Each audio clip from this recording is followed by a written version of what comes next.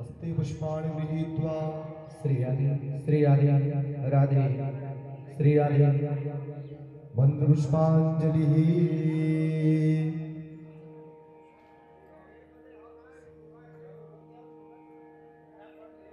जन्नेन जन्मयो जन्तदेवास्तानि धर्माणि प्रथमान्याशन्न देहनाकं महिमानः सचन्तचित्रपूर्वे साध्याः सन्ति देवाः नानासुगन्धि पुष्पाणि यथा कालोद्भवानि च पुष्पाञ्जलिर्मया दत्तव्यहाणं परमेश्वर भूर्भुवः स्वः भगवते श्रीबालमुकुन्दाय नमः मन्त्रपुष्पाञ्जलिः समर्पयामि नमस्करोमि प्रेम के साथ पुष्पांजलि समर्पित कर देंगे भगवान के श्री चरणों में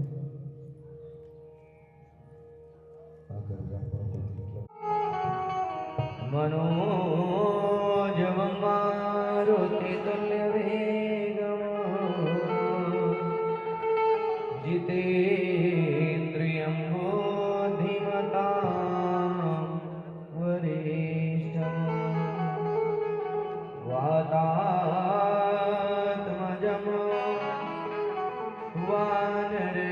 वानरयोध्यमुख्यं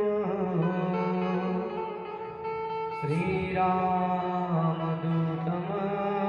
शरणं प्रपद्ये। आइए हनुमंत विराजिए कथा कहूँ मते अनुसार, प्रेम सहित गादी धरो विराजे पवन कुमार। सीतानाथ समारमा श्री रामानंदार्य मध्यमा, अस्मदाचार्य पर्यन्ता वन्दे गुरु परम्परा। या देवी सर्वभूतेषु मातृरूपेण संस्थिता, नमस्तस्यै नमस्तस्यै नमस्तस्यै। भगवान की श्री हनुमान जी महाराज की जय। श्री वृंदावन बिहारी लाल की जय। शंकर भगवान की जय। दुर्गा मैया की जय। श्री शीतला मैया की जय। श्रीमद्भागवत महापुराण की जय। ओम नमः पार्वती पतये हर हर महादेव।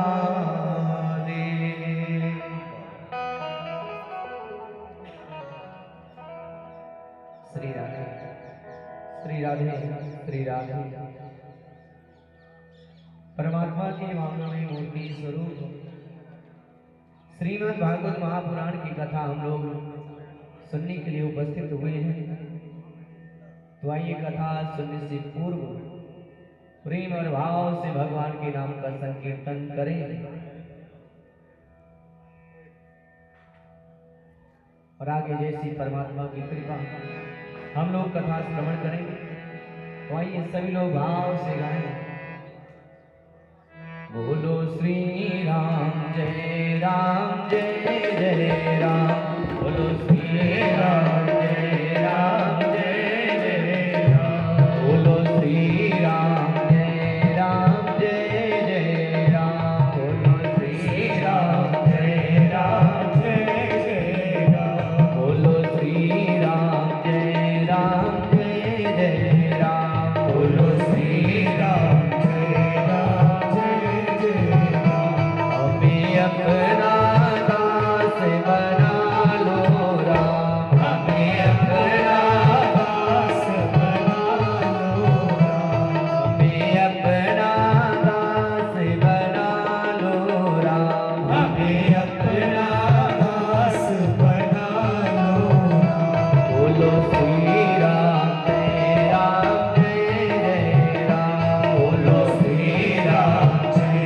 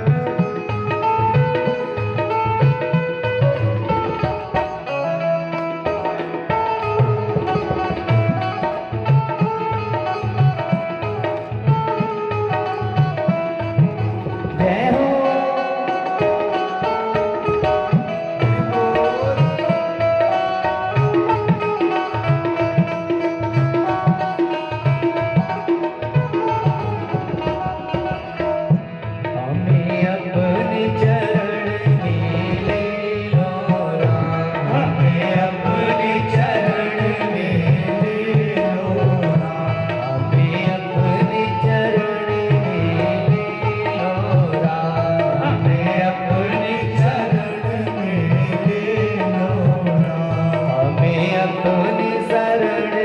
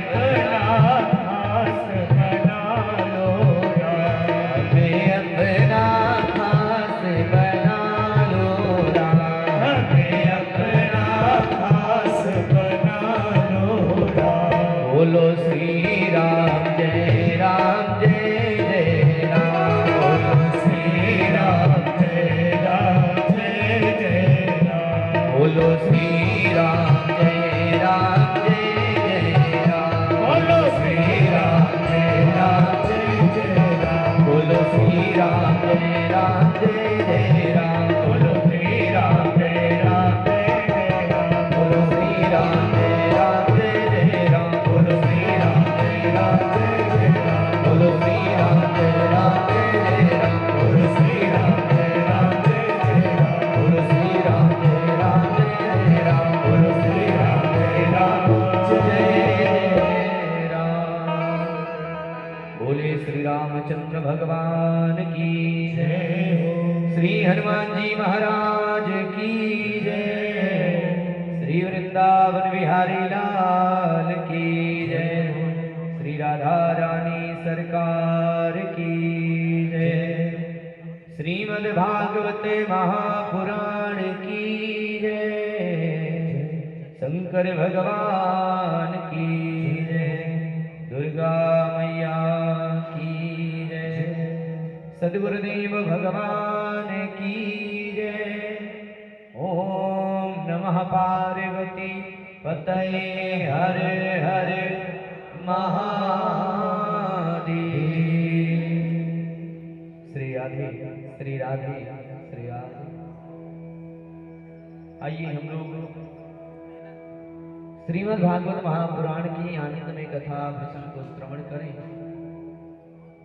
और उस स्थान पर चले कल जहां हम लोग कथा को विश्राम दिए थे। कल हम सभी लोगों ने श्रवण किए थे। क्या सुने थे कल? हाँ, कल मैया रुक्मिणी का विवाह द्वारिकाधीश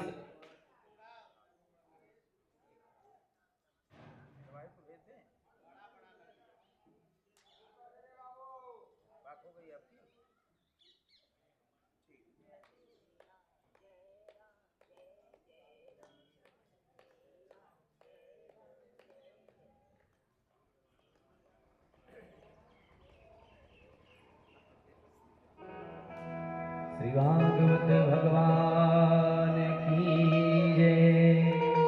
भीष्म की पुत्री रुक्मिणी के साथ में हुआ। कल हम लोगों ने सुंदर स्वरूप में विवाह की कथा सुनी। धीरे धीरे समय बीता है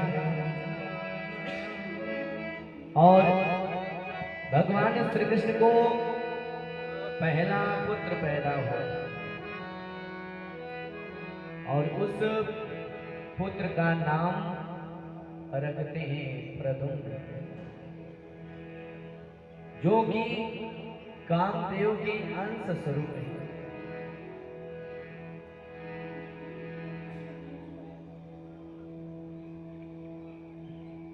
प्रद्युम्न जी का जन्म 6 दिन हुआ है, हुए। छठे दिन जब उत्सव का आयोजन हुआ तो उसी समय एक संबरासुर नाम का असुर आता है और सूतिका गृह से ही प्रद्युम्न जी का अपहरण करके लेकर के चला गया। सुखदेव जी से परीक्षित ने पूछा कि प्रभु कारण क्या था? उस बालक का अपहरण संबरासुर ने क्यों किया? सुखदेव जी महाराज कहते हैं कि राजन, एक बार की बात है, एक बार संबरासुर ने नारद जी से पूछा कि देवर्षि, आप कृपा करके बताइए हमारी मृत्यु किसके हाथ लिखी है? तो नारद जी ने कहा कि तुम्हारी मृत्यु जो है वो द्वारिकाधीश के पुत्र प्रद्युम्न के ही हाथों से होगी। तो उसने पता लगवाया और पता चला कि अभी उस बालक को जन्म लिए केवल 6 दिन हुए। खष्टे अनवी जात मात्रम तू प्रद्युम्न सूतिका गृह। सूतिका गृह से, सूतिका गृह जानते हैं? जहां पर बच्चा पैदा होता है। पहले घर में एक कक्ष होता था जहां बच्चे जन्म लेते थे। क्या बोलते थे उसको? प्रसूति। और आजकल है ही नहीं है, हॉस्पिटल तैयार है।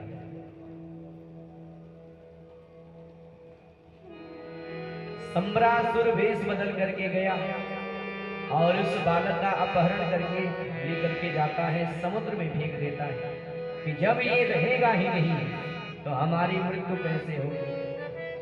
क्योंकि कहा गया है मारने वाले से बचाने वाले का हाथ बहुत बड़ा होता है। जिसकी रक्षा भगवान स्वयं करते हो तो उसका कोई बात वाका नहीं करता। कहा गया है सीम की चापी सकई को तासो, सीमा का उल्लंघन कोई कर नहीं सकता। जब तक भगवान रक्षा करते हैं तब तक कोई बाल बाका नहीं कर सकता। सीम की चापी सकई को तासो, बड़ रखवार रमापति जासु। बालक को लेकर के गया, समुद्र में फेंक दिया, लेकिन संयोग देखिए उस बालक को एक विशाल मछली ने निगल लिया। कुछ समय के बाद मछुआरों ने मछली पकड़ने के लिए समुद्र के पास में जाते हैं और समुद्र में जाल को फेंका और जब बाहर खींचते हैं जाल तो वही विशाल काय मत्स्य फंस गया जाल। और जब बाहर निकालते हैं सारे मछुआरे देख करके एकदम भयभीत हो गए, कहने लगे कि जीवन में इतना विशाल मत्स्य मैंने नहीं देखा था। अरे इस मछली को लेकर के चलूंगा और अपने महाराज सम्रासुर को भेंट करूंगा और महाराज प्रसन्न होकर के हम लोगों को उपहार देंगे।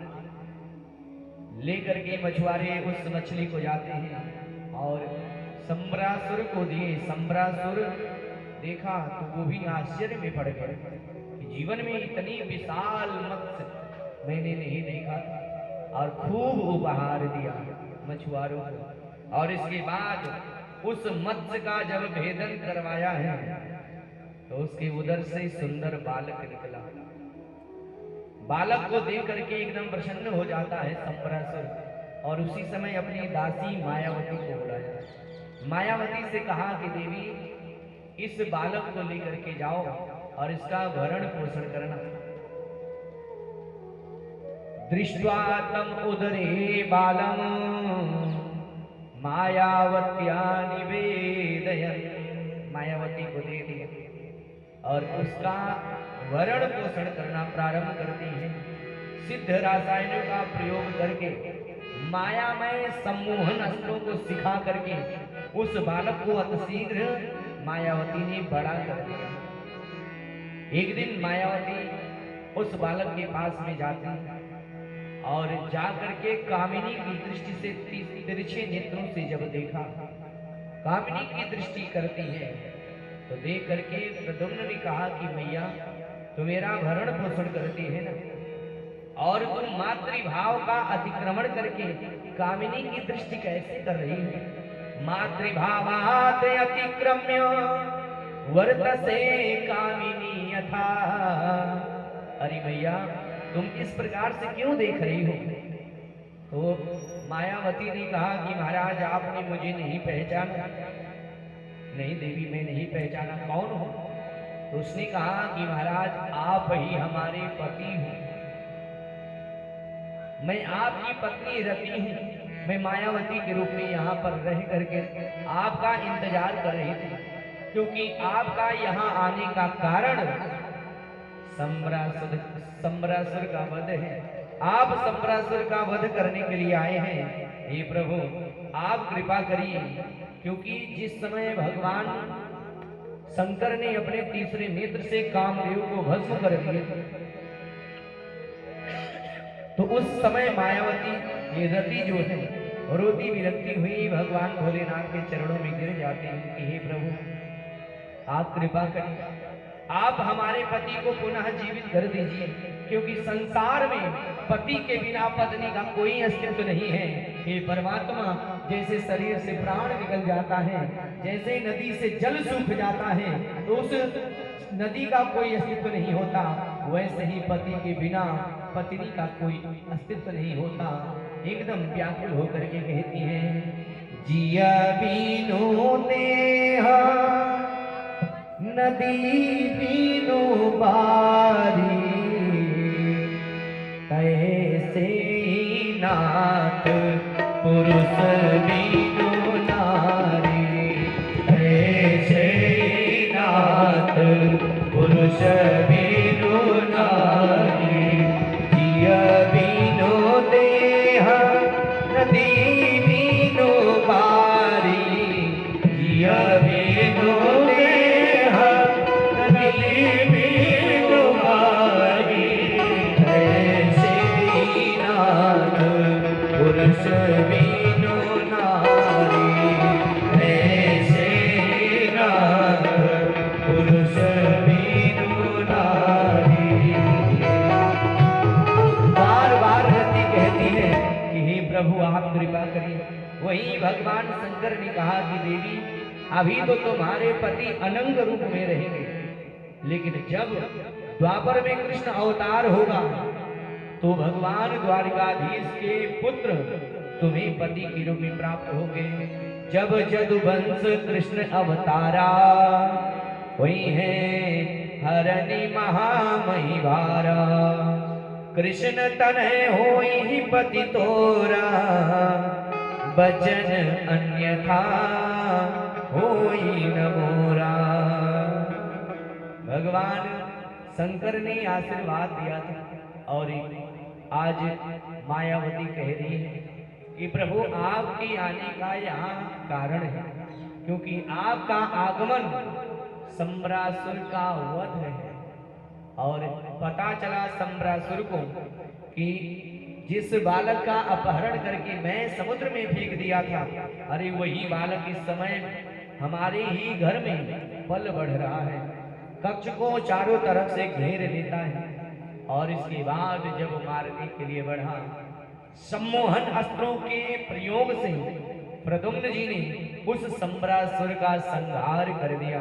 और इसके बाद अपनी पत्नी रति मायावती को लेकर के वहां से द्वारिका जाते हैं। द्वारिका में धूमधाम के साथ स्वागत हुआ। लोगों को पता चला कि जिस बालक का अपहरण हुआ था सूतिकागृह से, वह बालक अपनी पत्नी के साथ वापस आया है। खूब धूमधाम के साथ स्वागत हुआ। श्री द्वारिकाधीश भगवान की जय। परीक्षित महाराज ने कहा कि प्रभु हमारे परमात्मा का और अन्य विवाह कैसे हो। सुखदेव जी महाराज कहते हैं कि भगवान श्री कृष्ण का दूसरा विवाह जो वो सत्राजित की पुत्री सत्यभामा के साथ में हुआ। और सत्यभामा का विवाह सत्राजित ने अपने कार्य के पश्चाताप के लिए, क्योंकि भगवान को झूठा चोरी का कलंक लगाया था और उसी कलंक का समन करने के लिए, प्रायश्चित करने के लिए भगवान श्री कृष्ण के साथ अपनी बेटी का विवाह किया। सुखदेव जी से परीक्षित ने पूछा, हे प्रभु कारण क्या था, कौन सा कार्य ऐसा किया जो भगवान का झूठा कलंक लगाया, आप कृपा करके बताइए।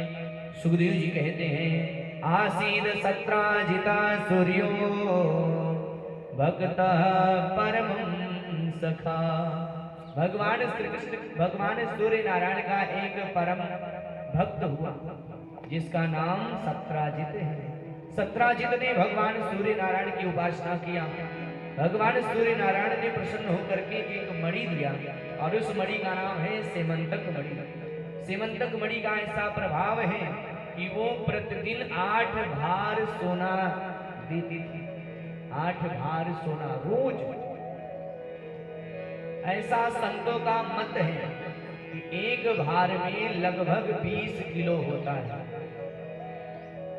अब सोचिए, एक भार में 20 किलो और 8 भार सोना रोज, अब कितना हुआ? 1.5 कुंटल के ऊपर रोज अगर सोना जिसके घर हो तो। और मैं तो कहता हूं हमेशा, जिसके घर में ज्यादा सोना हो जाता है तो उसका सोना कम हो जाता है। जिसके पास ज्यादा धन होता था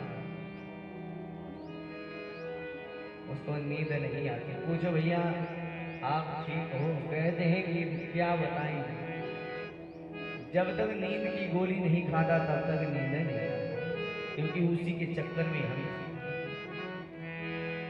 सत्राजित उस मणि को पहन करके यदुवंशियों के सभा में जैसे ही प्रवेश करता है, यदुवंशियों ने देखा सभी एकदम घबरा गए। भगवान श्री कृष्ण से जाकर के कहते हैं कि प्रभु लगता है भगवान सूर्य नारायण स्वयं आ रहे हैं, क्योंकि शरीर से तेज निकल रहा था मणि के प्रभाव से। सभी यदुवंशी कहते हैं नारायण नमस्तेस्तु शंख चक्र गदाधरा दामोदर अरविंदाक्ष गोविंद यदुनंदन। हे यदुनंदन आप देख रहे हैं ऐसा लग रहा है भगवान सूर्य नारायण स्वयं सभा में आ रहे हैं, आप कृपा करिए। भगवान श्री कृष्ण ने कहा कि अरे क्यों घबरा रहे हो, ये सूर्य नारायण नहीं है, अरे ये तो सत्राजित है और मणि के ही प्रभाव से उसके शरीर से तेज निकल रहा है। घबराओ नहीं। आया जब बैठा सभा में, भगवान श्री कृष्ण ने कहा कि देखो सत्राजित, ये जो मणि है तुम्हारे पास है, ये मणि महाराज उग्रसेन को दे, क्योंकि तुम्हारे पास मणि से जो स्वर्ण प्राप्त होता है तुम स्वर्ण का दुरुपयोग करते हो। तो मेरी बात मान लो कि ये मणि लेकर के जाओ और महाराज उग्रसेन को दे दो। महाराज उग्रसेन राजा है और जो स्वर्ण प्राप्त होगा मणि से, उस स्वर्ण को प्रजा की भलाई में खर्च करेंगे तो प्रजा का भी कल्याण हो जाएगा। और जानते हैं जिस राज्य में अगर प्रजा दुखी हो उस राज्य का राजा नरक चला जाता है। लिखा गया है जासुराज प्रिय प्रजा दुखारी, जासुराज प्रिय प्रजा दुखारी, जासुराज प्रिय प्रजा दुखारी, जासुराज प्रिय प्रजा दुखारी, सोन भयवसी नरक अधिकारी, सोन भयवसी नरक अधिकारी, सोन भयवसी नरक अधिकारी, सोन भयवसी नरक अधिकारी, जासुराज प्रिय प्रजा दुखारी, जासुराज प्रिय प्रजा दुखारी, जासुराज प्रिय प्रजा दुखारी, जासुराज प्रिय प्रजा दुखारी। भगवान श्री कृष्ण ने कहा कि देखो सत्राजित ये मणि दे दो उग्रसेन। ये बात अच्छी नहीं लगी उग्रसेन को। यहाँ सत्राजित ने कहा कि देखो कृष्ण को द्वेष हो रहा है हमारी मणि को देख के। अरे ये मणि हमारे पास है, इनको अच्छा नहीं लग रहा है, और उठा सभा से बाहर चला गया।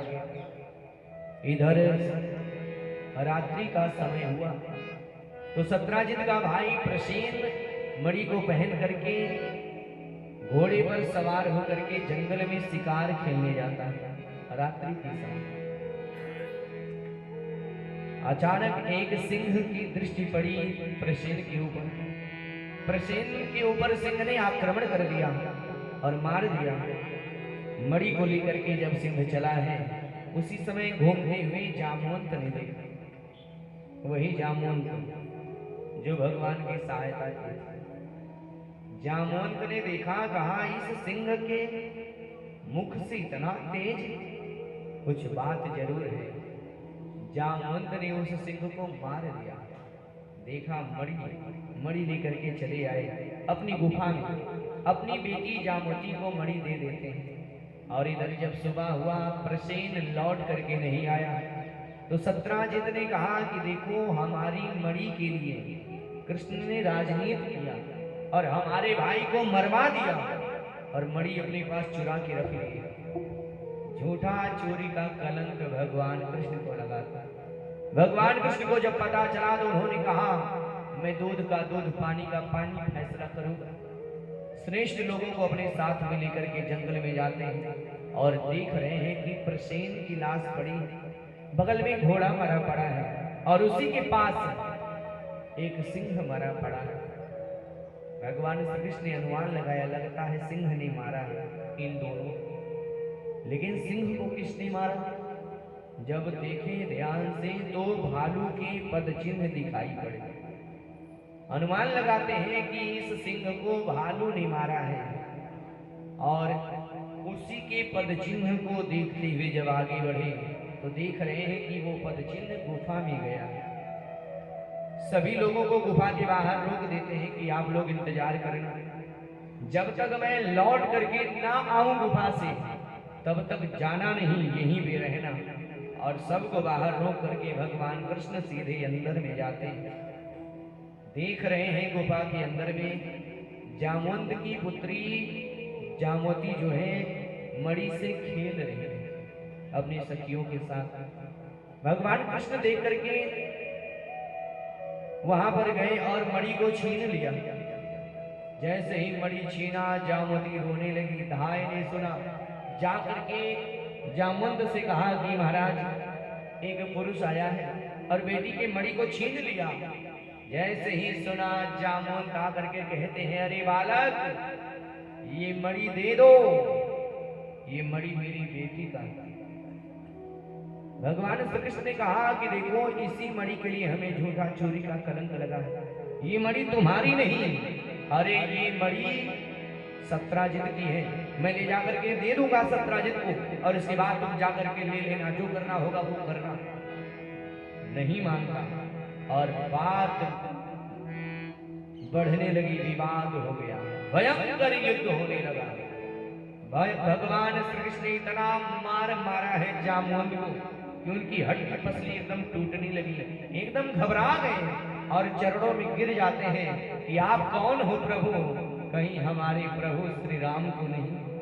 न जाने सर्वभूतानां प्राण ओजा महोदयम् विष्णु पुराण पुरुषम, कहीं हमारे प्रभु भगवान विष्णु श्री राम तो नहीं। भगवान कृष्ण ने कहा कि तूने सही पहचाना है, हमारा इस समय कृष्ण अवतार हुआ है। परीक्षित ने पूछा कि प्रभु जामवंत तो भगवान के भक्त थे, तो उनको भगवान ने क्यों मारा? बात तो सही है, क्यों मारा भगवान ने?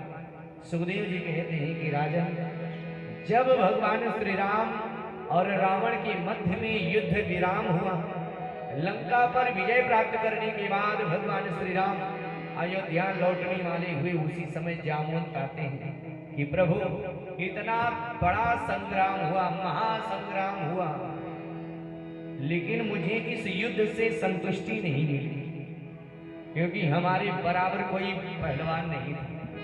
अभी भी हमारी भुजाओं में खुजली हो रही है प्रभु, और आप लंका के विजेता हो प्रभु, आइए हमारा और आपका एक बार दो दो हाथ हो जाए। भगवान श्री राम ने कहा, जामवंत देखो, अगर मैं तुमसे युद्ध करूंगा तो लोग यही कहेंगे सहायता किया जामवंत और मार दिए राम, और मैं तो मर्यादा का पालन करने वाला हूँ, अमर्यादित कार्य नहीं करूंगा। जब तुम्हारी इच्छा ही है ना, तो जब हमारा द्वापर में कृष्ण अवतार होगा उस समय तुम्हारे मनोरथ को पूरा करूंगा। और यहाँ भगवान ने खूब मारा है, मनोरथ पूरा हो गया, चरणों में गिर गए, हे प्रभु मैंने मणि को अपनी बेटी को दे दिया है, और बेटी को दिया हुआ वस्तु अगर पिता लेता है तो पिता का धर्म कलंकित हो जाता है। अरे प्रभु आप हमारी बेटी को ही स्वीकार करो, मणि के साथ जामवती को ही दे दे। और भगवान श्री कृष्ण गवाही के रूप में जामवती को लेकर के आए और कहने लगे सत्राजित से, देखो ये गवाही है, मणि कौन लिया था और तूने मुझे झूठा चोरी का कलंक लगाया। बड़ा एकदम लज्जित हुआ कि मैंने नाहक ही द्वारिकाधीश को ये चोरी का आरोप लगाया। तो पश्चाताप की करने के लिए उसने अपनी बेटी सत्यभामा का विवाह भगवान कृष्ण से कर देता है और मणि दहेज के रूप में देने लगा।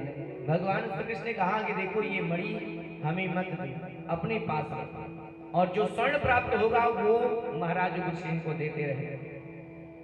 भगवान श्री कृष्ण का पहला दूसरा विवाह सत्यभामा के साथ, तीसरा विवाह जामुंद की पुत्री जामवती के साथ में हुआ।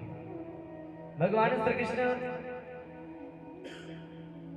हस्तिनापुर गए हुए थे और इधर कृतवर्मा और अक्रूर जी मिल करके षड्यंत्र रचते हैं। सतधनवा को बुलाते हैं और कहते हैं कि देखो ये जो मणि है ना, इस मणि को चलो हम लोग चुरा लें और लेकर के कहीं दूर चले जाएं, और जब ये मणि रहेगी नहीं, हम लोग मणि से जो स्वर्ण प्राप्त होगा उससे आनंद करेंगे। लोभ दे करके सतधनवा को सिखा दिए कि जाओ सत्राजित का वध कर दो, और मणि लेकर के चले चलते हम लोग गया। सतधनवा मार दिया सत्राजित और मणि को लेकर के जब गया है, इधर जब मणि द्वारिका से दूर चली गई तो द्वारिका में उत्पात होने लगा, उपद्रव होने लगा, अनेकों प्रकार के अमंगल होने लगते हैं।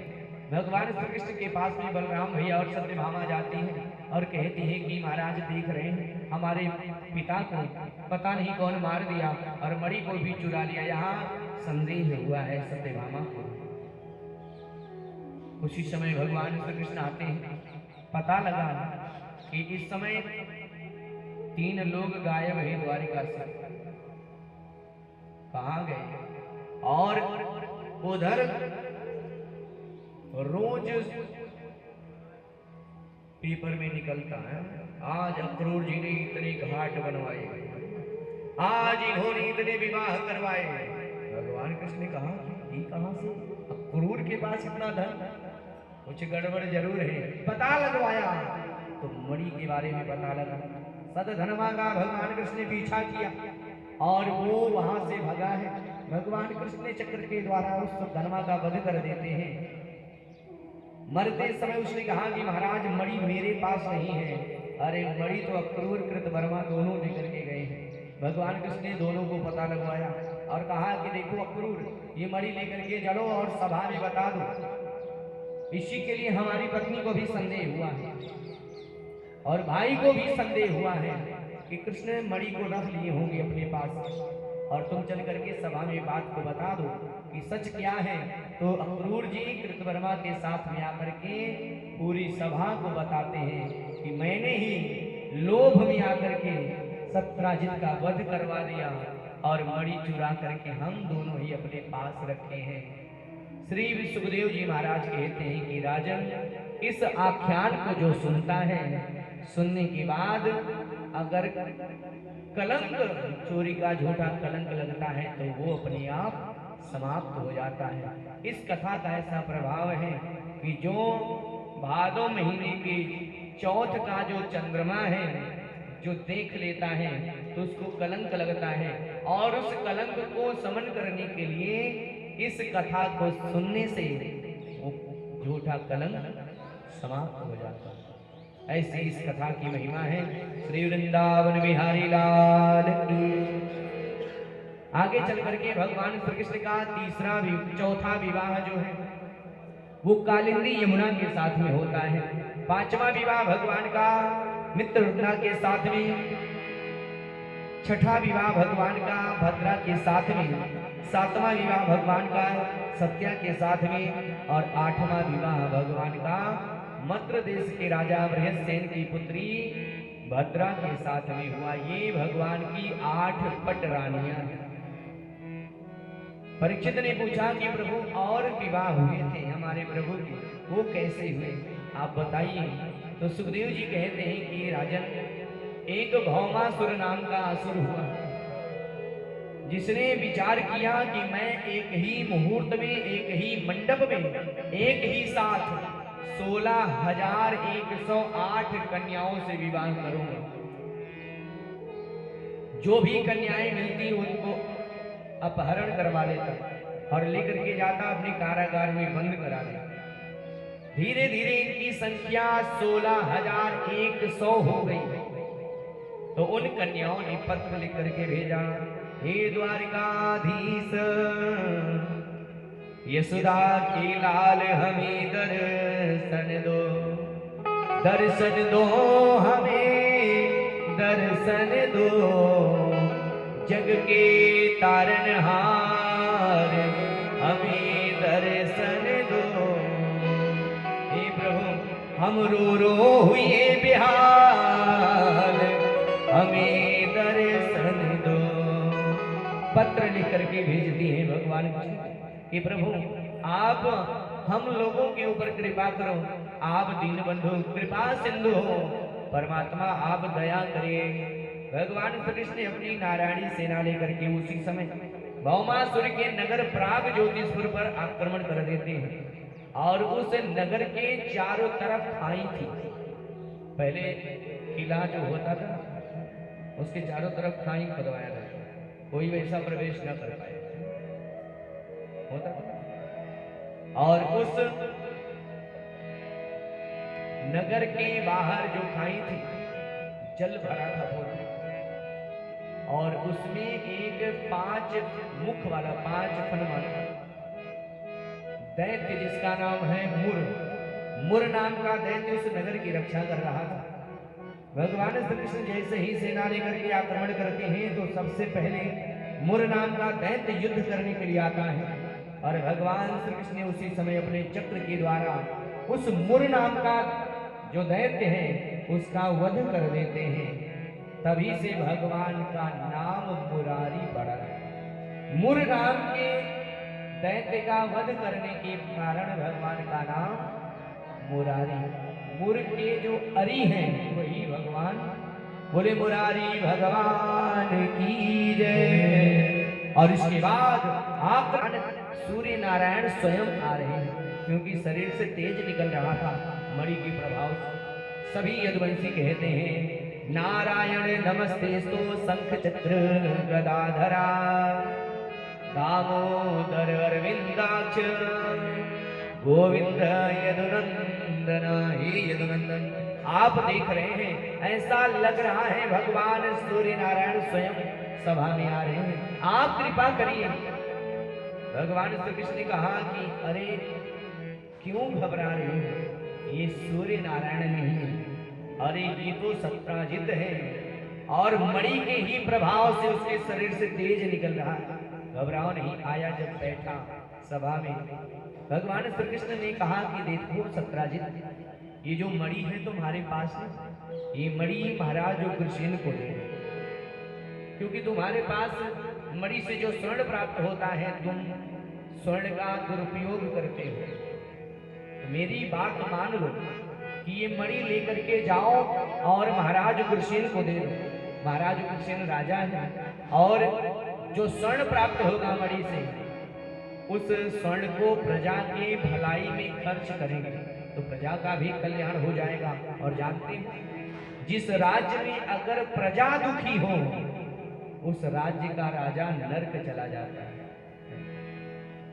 लिखा गया है जासुराज प्रिय प्रजा दुखारी, जासुराज प्रिय प्रजा दुखारी, जासुराज प्रिय प्रजा दुखारी, जासुराज प्रिय प्रजा दुखारी, सोन भयवसी नरक अधिकारी, सोन भयवसी नरक अधिकारी, सोन भयवसी नरक अधिकारी, सोन भयवसी नरक अधिकारी, जासुराज प्रिय प्रजा दुखारी, जासुराज प्रिय प्रजा दुखारी, जासुराज प्रिय प्रजा दुखारी, जासुराज प्रिय प्रजा दुखारी। भगवान श्री कृष्ण ने कहा कि देखो सत्राजित ये मणि दे दो उग्रसेन। ये बात अच्छी नहीं लगी उग्रसेन को। यहाँ सत्राजित ने कहा कि देखो कृष्ण को द्वेष हो रहा है हमारी मणि को देख के। अरे ये मणि हमारे पास है, इनको अच्छा नहीं लग रहा है, और उठा सभा से बाहर चला गया। इधर रात्रि का समय हुआ तो सत्राजित का भाई प्रसेन मणि को पहन करके घोड़े पर सवार होकर के जंगल में शिकार खेलने जाता है। रात्रि के समय अचानक एक सिंह की दृष्टि पड़ी प्रसेन के ऊपर। प्रसेन के ऊपर सिंह ने आक्रमण कर दिया और मार दिया। मणि को लेकर के जब सिंह चला है, उसी समय घूमते हुए जामवंत ने देखा, वही जामवंत जो भगवान की सहायता की। जामवंत ने देखा, कहा इस सिंह के मुख से इतना तेज, कुछ बात जरूर है। जामवंत ने उस सिंह को मार दिया।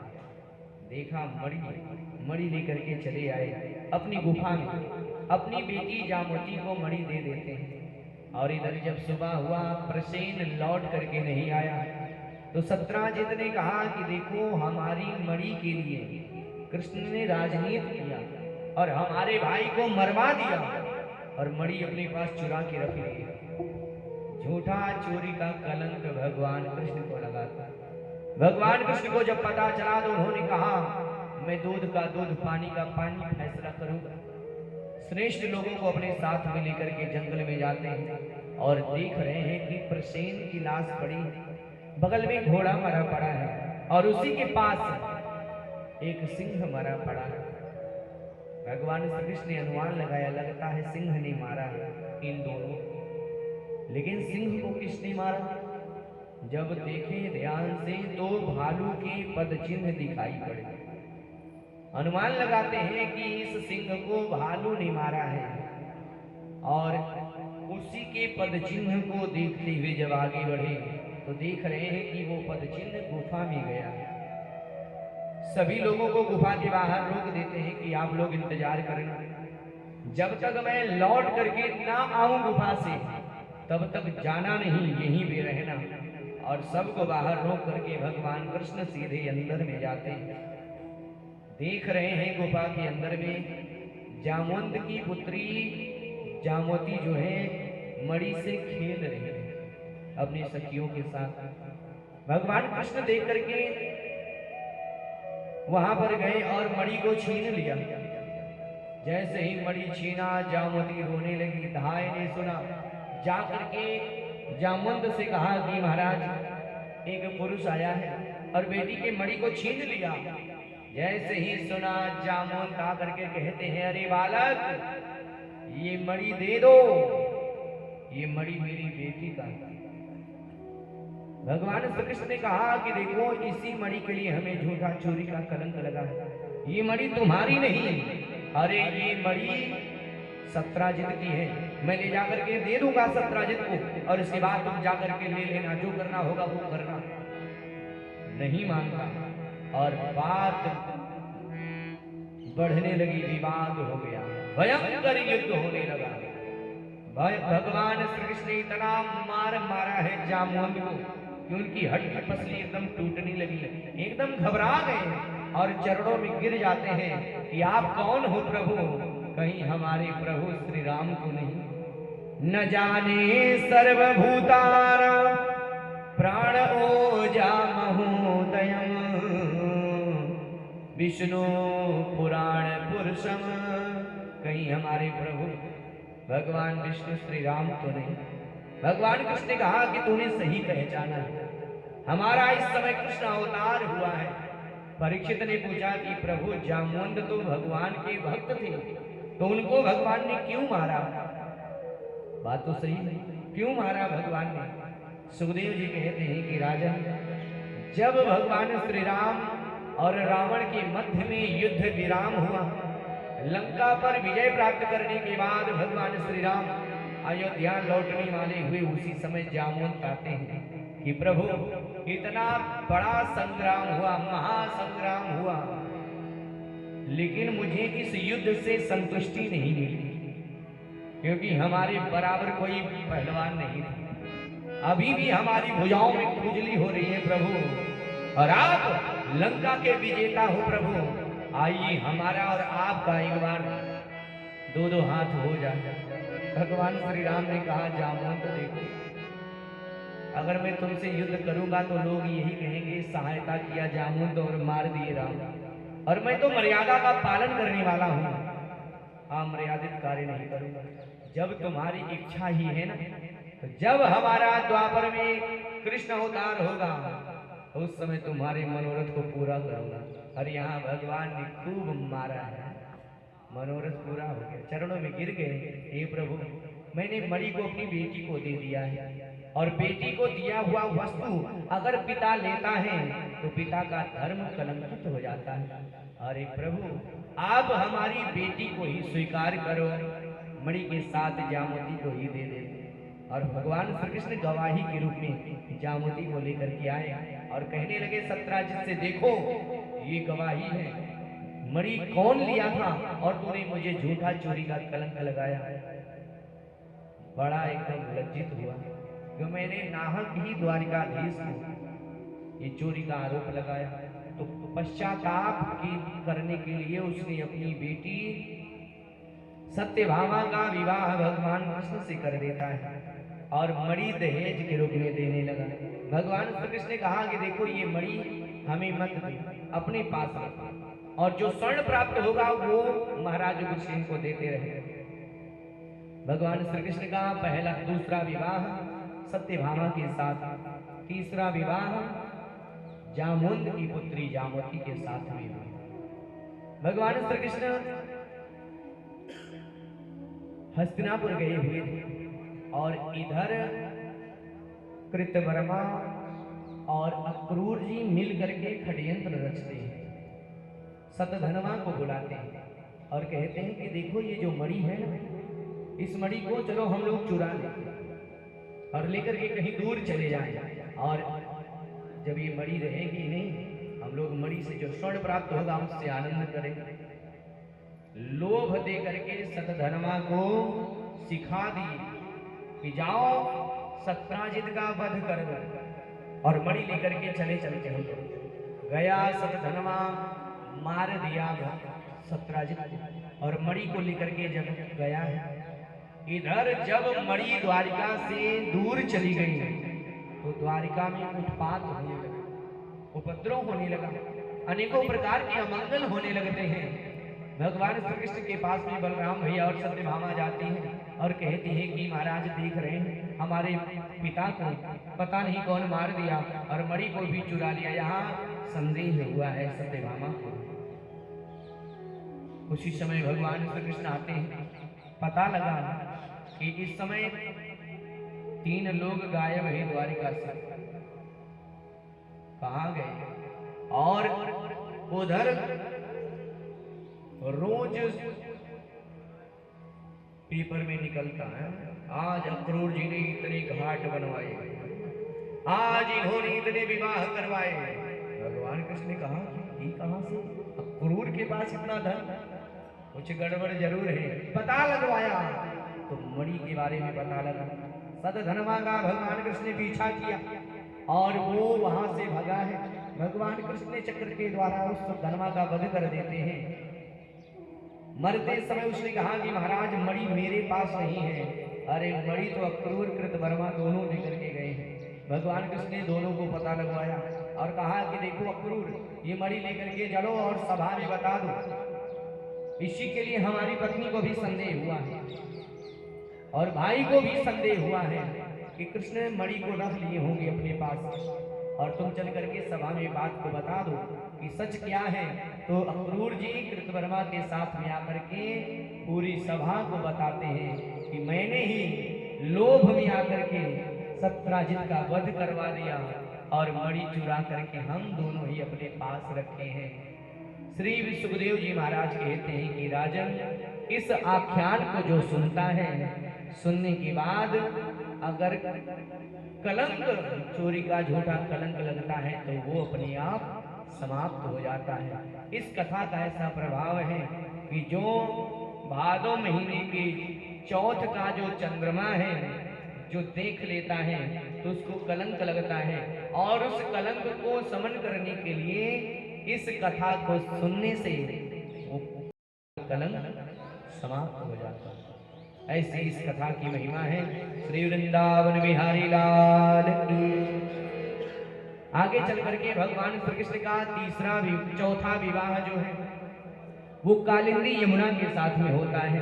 पांचवा विवाह भगवान का मित्रवृंदा के साथ में, छठा विवाह भगवान का भद्रा के साथ में, सातवां विवाह भगवान का सत्या के साथ में और आठवां विवाह भगवान का मद्र देश के राजा बृहस्सेन की पुत्री भद्रा के साथ में हुआ। ये भगवान की 8 पट रानियां हैं।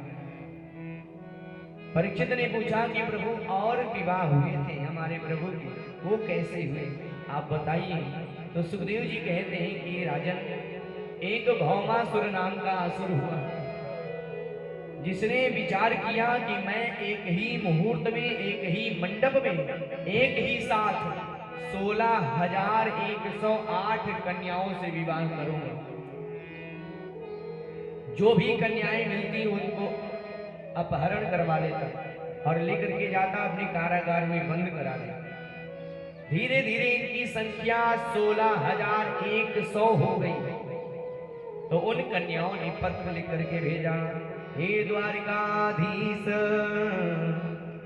यशोदा की लाल हमें दर्शन दो, दर्शन दो हमें, दर्शन दो, जग के तारनहार हमें दर्शन दो। हे प्रभु हम रो रो हुए बेहाल, हमें दर्शन दो। पत्र लिख करके भेजती है भगवान कि प्रभु आप हम लोगों के ऊपर कृपा करो, आप दीनबंधु कृपा सिंधु हो, परमात्मा आप दया करिए।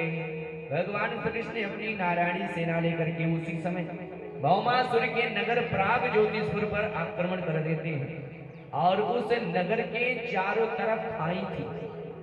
पहले किला जो होता था उसके चारों तरफ खाई खुदवाया था, कोई वैसा प्रवेश न कर पाए होता था। और उस नगर के बाहर जो खाई थी जल भरा था पूरा, और उसमें एक 5 मुख वाला 5 फन वाला दैत्य जिसका नाम है मुर नाम का दैत्य उस नगर की रक्षा कर रहा था। भगवान श्री कृष्ण जैसे ही सेना लेकर के आक्रमण करते हैं तो सबसे पहले मुर नाम का दैत्य युद्ध करने के लिए आता है और भगवान श्री कृष्ण उसी समय अपने चक्र के द्वारा उस मुर नाम का जो दैत्य है उसका वध कर देते हैं। तभी से भगवान का नाम मुरारी पड़ा। मुर नाम के दैत्य का वध करने के कारण भगवान का नाम मुरारी। मुर के जो अरी हैं वही भगवान। बोले मुरारी भगवान की जय। और इसके बाद आप आधार नहीं तिनके तुम ही रखवारे हो। हे प्रभु अब आप ही कृपा करिए, अब आपको छोड़ करके नहीं जाएंगे। हो मेरे सर पे रख बनवारी अपने ये दोनों हाथ, लेना हो तो दीजिए जन्म जन्म का साथ, लेना हो तो दीजिए जन्म जन्म का साथ। मेरे सिर पे रख बनवारी, मेरे सिर पे रख बनवारी, हो मेरे सिर पे रख गिरधारी, मेरे सिर पे रख गिरधारी, अपने ये दोनों हाथ, जय हो ना हो तो दीजिए जन्म जन्म का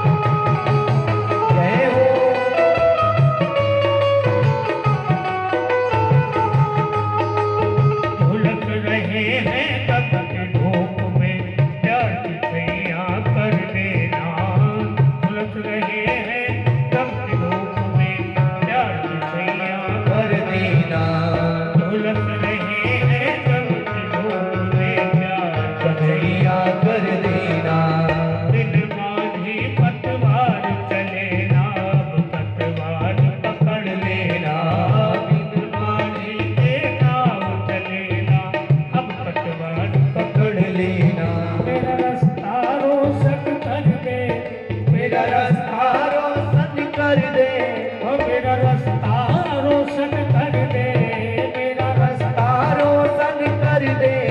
छाई अंधियारी रात, मेरा हो तो जय हो, जन्म जन्म का साथ। मेरा हो तो दीजिए जन्म जन्म का साथ। आज सुना है हमने शरणागत को अपनी गले लगाते हो, शरणागत को अपने गले लगाते हो। हाँ सुना है हमने शरणागत को अपने गले लगाते हो, सुना है हमने शरणागत को अपने गले लगाते हो। हमने ऐसा क्या मांगा जो देने से कतराते हो, हमने ऐसा क्या मांगा जो देने से कतराते हो। चाहे जैसे रख बनवारी, चाहे जैसे रख बनवारी, चाहे जैसे रख गिर जय हो, चाहे जैसे से रख गिरधारी। बस होती रहे मुलाकात। तेरा है तो दीजिए जन्म जन्म का साथ। तेरा है तो दीजिए जन्म जन्म का साथ। मेरा है तो दीजिए जन्म जन्म का साथ। तेरा है तो दीजिए जन्म जन्म का साथ। देना है तो दीजिए जन्म जन्म का साथ। भगवान ने उन कन्याओं के ऊपर कृपा किया जब उनका कोई नहीं हुआ। कहते हैं ना, जब संसार के लोग साथ नहीं देते, अंत में भगवान याद आता। जिसका कोई नहीं हुआ उसके भगवान हो जाते। भगवान ने समस्त कन्याओं से कहा कि देवी तुम्हारी इच्छा क्या है? हे प्रभु, आपको छोड़ करके नहीं जाएंगे, अब आप ही हमें स्वीकार करो। तो भौमासुर के कारागार में ही भगवान श्री कृष्ण ने उन कन्याओं को स्वीकार किया है। उनकी संख्या 16,100 थी। भगवान श्री कृष्ण ने एक ही मुहूर्त में एक ही साथ उन कन्याओं को ग्रहण किया। और संख्या कितनी हुई? 16,108। और सबको 10-10 पुत्र पैदा हुआ, एक एक कन्या हुई। अब गणना कीजिए कितने पुत्र हो गए। 16,108 स्त्रियां हैं और सबको 10-10 पुत्र हुए। और रुक्मिणी भैया को 10 पुत्र हुए, रुक्मिणी जी को 10 पुत्र हुए। उनके नाम हैं, पहले पुत्र का नाम आप लोग जानते हैं, प्रद्युम्न। और रुक्मिणी जी का बेटा जिनकी कथा अभी सुनाए, पहला प्रद्युम्न, दूसरे चारुदेशण, तीसरे सुदेशण, चौथे पराक्रमी, पांचवें चारुदेश, छठे सुचाक, सातवें चारुगुप्त, आठवें भद्रचारु, नवें चारु और 10वें पुत्र चंद्र हुए। ये 10 पुत्र, 10 पुत्र सत्यभामा को भी हुए।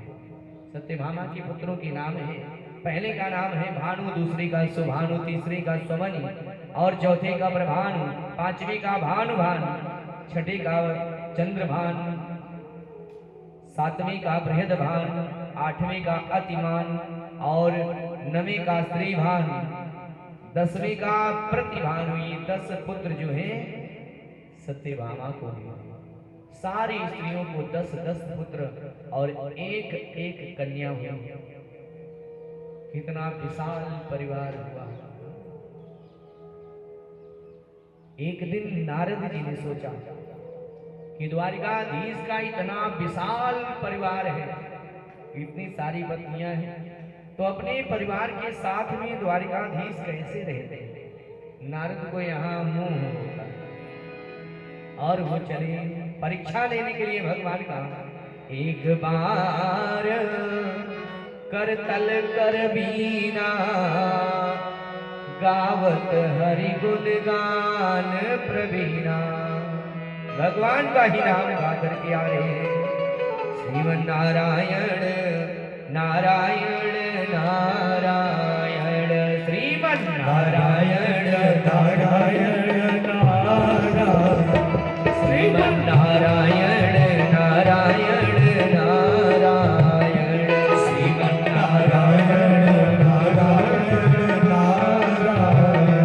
श्रीमन्नारायण नारायण नारायण श्रीमन्नारायण नारायण नारायण भजमन्नारायण नारायण नारायण भजमन्नारायण नारायण नारायण मथुरा में हरि जन्म लियो है मथुरा में हरि जन्म लियो है मथुरा में हरि जन्म लियो है मथुरा में हरि जन्म लियो गोकुल में पगधारायण गोकुल में पगधारायण नारायण नारायण नारायण श्रीमन्नारायण नारायण जल डोबत गजराज बचायो जल डोबत गजराज बचायो जल डोबत गजराज बचायो डूबत गजराज बचायो चक्र सुदर्शन नारायण नारायण श्रीमन्नारायण नारायण नारायण श्रीमन्नारायण श्रीमन्नारायण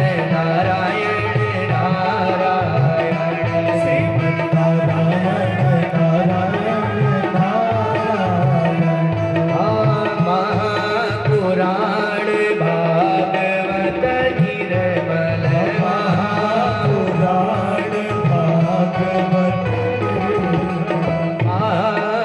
महापुराण भागवत निर्मल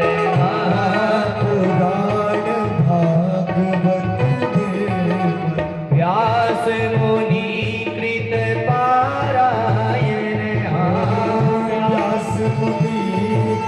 जय हो श्रीमन्नारायण नारायण नारायण श्रीमन्नारायण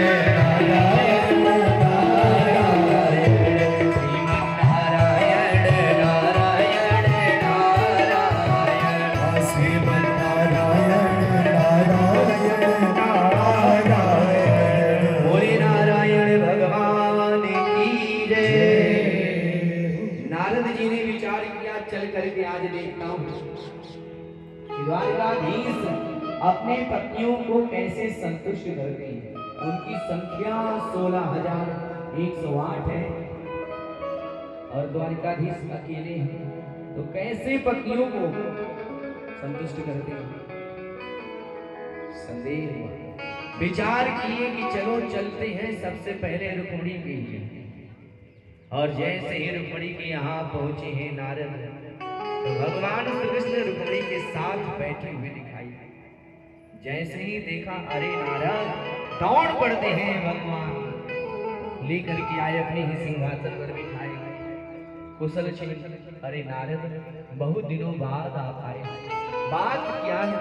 अरे प्रभु क्या बताऊं, इधर से निकल रहा था, सोचा दर्शन हो जाए। नारद जी